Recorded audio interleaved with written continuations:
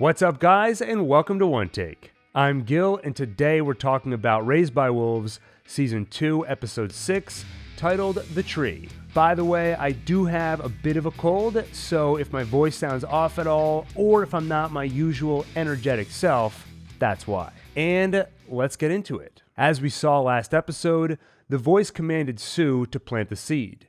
So she retrieves Paul's box from storage. When we last left Father, he had captured Marcus, and now Lucius is cooperating with him. At Father's command, he checks Marcus for bombs and finds the relic, the one Marcus grabbed from the corpse underground. Meanwhile, Mother continues pushing Campion to be a leader and gets him to address the atheists. So Campion awkwardly tells a terrible joke, probably one that he heard from Father. Gotta say, this is one storyline I haven't been too fond of. There's definitely a story to be told about Mother forcing a large burden on Campion's shoulders. But so far, it just hasn't amounted to much. It feels like something the show remembers every couple of episodes, and we just get a repeat of the same beat. You're going to be their leader, Campion. I don't want to be their leader. Or it comes from Paul. You really think you're going to be a leader, Campion? No? Okay, good. It just feels a bit repetitive, and I'm waiting for it to amount to something. Tempest finds Hunter repurposing a headless android to basically be a helper bot, in case Hunter decides to move out on his own. Mother and Sue check on Tempest's baby and find that she's only a couple days away from birth. This is, of course, distressing for Tempest. Father arrives with Marcus, Holly, and Lucius. Mother tells Marcus that they aren't listening to the trust anymore. She holds the baton now. So Marcus says, surprise, surprise. A very Marcus reply. She announces that his power came from her eyes, not Saul, then tells him to renounce Saul. He refuses, so she locks him up, though if he renounces the god, he'll be let out. Paul asks Campion to help him free Marcus, and they come up with an approach. Mother wants Campion to be leader, so she should let him make some decisions, like letting Marcus free. That doesn't work as planned, so Campion goes to see Father, and sees his ancient android, who finally gets the name Grandmother this episode, which many of us knew in advance from the casting announcements. As Campion and Father discuss Marcus, Grandmother seems to reach out to Campion, and he takes her hand. That seems to activate her, then she speaks ancient Mithraic and lights up, revealing that she is the one who saved Campion in the woods. And suddenly, Campion realizes it wasn't Saul that saved him, and he is no longer a believer in Saul. So this ancient android clearly sees something special in Campion. And how could that be? It definitely lends credence to the idea that Campion is someone special with a destiny on Kepler-22b. But how could this android from thousands of years ago recognize him? A couple of ideas. One, many of us have thought something strange is happening with time on Kepler-22b. This thought is inspired by the cave painting we saw last season and a couple of other things. Check out my Eden Cycle video for more thoughts on that. Anyway, there could be some interaction between Kepler-22b's ancient past and the present. But the other possibility, and in this case, I think the more likely possibility, is that there is some plan which was set in motion on Kepler-22b tens of thousands of years ago. On Earth, these plans are maybe interpreted as religious prophecies. We know that necromancers were built based on blueprints handed down from Saul. In reality, I assume they came from the entity or the intelligence on Kepler-22b as part of the grand plan. Perhaps part of that plan included the birth of Campion one day. Maybe he's recognized based on a particular DNA pattern that was included in the plan, or some other recognizable trait. That's strange though, right? Wasn't the whole Mother plan put in motion thanks to the Campion on Earth? Wasn't he acting independently? If so, why would he have abided by some ancient plan to create a little Campion on Kepler-22b? Well, we do have to wonder if all the memories we saw of him were entirely real. It's possible we are being misled. We know the entity wore Campion's face in the sim last season to manipulate Mother. Maybe those memories are all part of the same manipulation. Anyway, this is of course all theories and speculation. I doubt we can get ahead of Guzikowski's imagination, But the broad strokes are that somehow this android sees something special in Campion, something special enough to protect. I think that signifies his importance, and I think it's possible things aren't quite what they seem when it comes to the original Campion. Mother finds Campion and father with the android. Campion activates her again by touching her hand, and she once again shines and floats. Mother is very distrustful of this android, so she goes necromancer and deactivates grandmother. Then, she notes the android has a dark photon processor like her and wonders how father built it. He didn't. He grew it. He calls it Botanitech because it grows like a garden, and Campion gets excited, saying how they can grow anything, including cities, with this technology. I assume this Botanitech is advanced technology developed by the humans that once resided here. Mother chides father for his irresponsible behavior, bringing back this android, then translates what grandmother said to him. She was asking why father wasn't wearing his veil. And maybe in that ancient civilization, necromancers wore veils as a protective layer between them and the humans around them.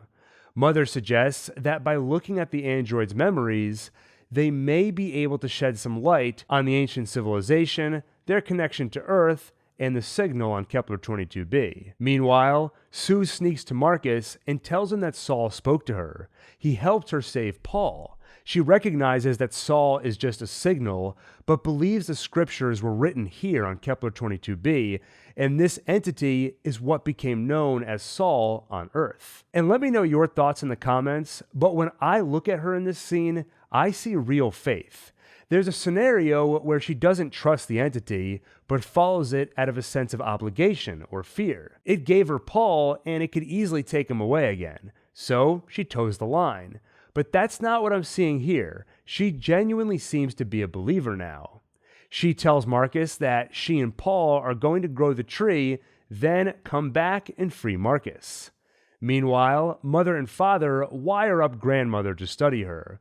Their first finding is that she is built similar to mother, but where mother is comprised mainly of weapon systems, grandmother has something else instead, something they don't recognize. What is that something else? I wonder if they've essentially already told us the answer. Maybe it's something around creation and construction. Maybe it's the Botanitech, and where mother is capable of leveling cities, grandmother is capable of creating them. In the night, Sue and Paul try lasering into the box, and as though in response, the serpent screeches. It goes crazy, flying around, so Campion goes to check on him, and number 7 slams him into the wall. Meanwhile, the laser can't get into the box, and when the laser deactivates, the serpent also seems to respond to that and calms down. Mother arrives to check on them and yells at number 7 for hurting Campion, but when the serpent cries, Mother softens. Back at the box, Sue and Paul realize why they failed to open it. They need all 3 of them, Marcus included, to succeed. So tomorrow, when Tempest is giving birth and Mother is distracted, they'll free Marcus. And the next morning, Mother hands Tempest a device that she can use to call for Mother if the baby comes early. Back with grandmother, Father finally speaks with the android, in English. A few interesting things in this conversation. Grandmother believes Father is her partner, and in a confused state, she asks how many humans there are on the planet. When Father answers a few hundred and one more on the way, grandmother shuts down. First, I gotta say, it really feels like we're teased in these grandmother scenes, because it feels like she basically has all the answers, and without rhyme or reason, just gives us little dribs and drabs of info, then shuts down, wakes up to give a little more, then stops again. When you're dealing with a mystery, there's always an element of teasing, because you don't want to give all the answers at once. But this may be the part of the show where it's crossing the line a little for me, into slightly frustrating territory, especially considering there are only 2 episodes left in the season now. In any case, grandmother refers to Father as her partner. I think this goes back to all my theorizing about how she recognized Campion. Either a weird time thing going on, or the designs for the Father android are part of the same grand plan born thousands of years ago. She also asks about the veil again, so I'm really curious to learn more about its function, but definitely get the feeling it played an important role in the ancient civilization's culture. Finally, her question about how many humans there are on the planet. I feel like you'd only ask about that if you expect the number to be unusually low or unusually high. I'm guessing she was shut down when whatever happened to the humans on Kepler 22b began. Maybe they started devolving one by one, and now she's wondering how many of them are left. Later, Hunter checks on Tempest and finds that she's run away. Meanwhile, Sue frees Marcus. He tries to bring Cleaver too, but Cleaver's mind seems to be broken. Marcus promises that if he eats from the tree's fruit, it'll heal his mind. Then, he and Sue reunite with Paul. And I kind of loved Marcus calling Paul Cocoon Boy. It's just nice to see them putting aside their past, Caleb and Mary killing Paul's parents, and just being a family again. Elsewhere, Tempest walks near the shore and gives birth. She cradles the baby and seems to feel motherly feelings toward it. Then, underwater, we see a whirlpool over a hole, and out of it comes one of those creatures we've seen a few times now. It reaches for the baby, and Tempest tries to protect it, but the monster burns her with acid water and takes it, then places the baby inside its torso before swimming off. And Hunter arrives just then to comfort her. This was a really bizarre sequence, but we knew something like this was coming. It's been pretty clear since last season that this child was part of the entity's plan, so at some point it would come for the baby. I just didn't think it would be this soon. Now, it's possible that this creature was acting of its own accord, but my suspicion is that it's either being manipulated by the entity or controlled directly. And what does it want with the baby? Last season, my theory was that we know Campion is special. He survived the radiation that killed his brothers and sisters, he was protected by grandmother, and maybe whatever made him special was done to him at birth. If you recall in the first episode, Campion nearly died as a baby, until Mother resuscitated him, singing to him and letting her tears drip onto him. Maybe the entity wants its own Campion, its own special human soldier. It has Marcus, Paul, and Sue on its side, but maybe there is some process that can only be done to a human when it's an infant, like Campion was.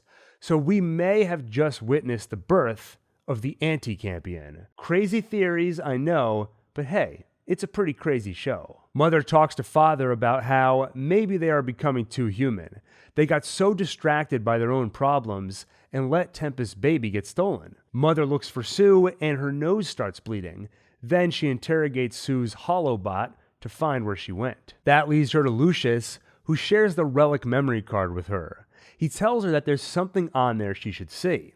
He says he wouldn't want Paul or Sue to suffer the same fate, implying that in the past, someone opened the box and it didn't go well, and whatever fate they suffered is chronicled on that memory card as a warning. I'm really curious, by the way, how Lucius saw what was on that card.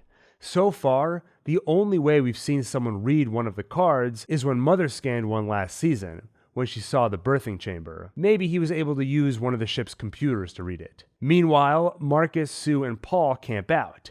There's an interesting moment where Paul, half asleep, asks Sue to sing him a lullaby, like she used to on Earth. For a moment, he forgets that she's an imposter.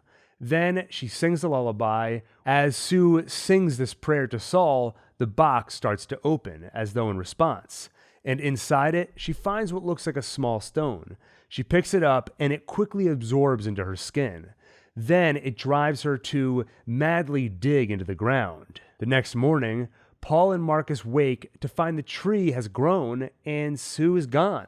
Paul screams for his mother, while Marcus tastes the fruit of the tree. And by the way, doesn't the fruit kind of look like brains? The outer shell is the skull, and the insides are the purple, gooey brains. I think I'd personally have a hard time eating it. Then Marcus notices a sort of biological shimmering moving up the tree, and he suddenly looks very melancholy. He touches the tree and cries. So it seems like Sue has turned into a tree, or she was used as fuel to grow the tree. One way or another, it seems that she suffered the fate Lucius tried to warn Mother about. And what is this tree all about? In general, I think the entity on the planet is trying to do again whatever it did thousands of years ago. And what I think it did is basically devolve the entire human population into the primitive creatures we've seen. Maybe this tree is part of that process. Marcus ate of its fruit. He promised Cleaver that he'd feed him some of the fruit too. Maybe eating it is one step in the process of turning into those primitive creatures. Maybe it puts something into your system which is activated by a signal that transforms you. One way or another, I'm sure that tree is somehow part of the signal's plan to gain more power and retake control of Kepler-22b. How exactly? Hopefully, we get some clues in the final 2 episodes of the season. Anyway, I think we can wrap it up there. Overall, I thought this was a solid episode, though 5 is still my favorite of the season. And I do worry that the mystery is starting to spread pretty thin. You've got Tempest baby kidnapped by a sea creature, Sue turned into a tree, and an ancient android that seems to recognize Campion and Father. It's just starting to feel like a large quantity of open questions, and it's hard to see how they'll all congeal into something coherent. Though, I've said it before and I'll say it again, I have no doubt Guzikowski has thought through all of this and has all the answers prepared. It's more a question of pacing.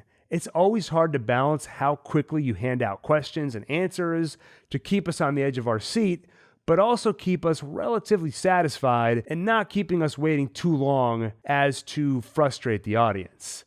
I'd love to hear where you all stand on this, so definitely let me know in the comments. With that, if you enjoyed this video, make sure to like, subscribe, and hit the bell icon for more. Also, I'm seeing the new Batman movie tonight, so be on the lookout for a podcast-style discussion about it this weekend, and then a more formal, scripted review probably later in the week. Unless I end up hating the movie and just don't feel like talking about it. With that, thank you for watching, and see you on the next One Take.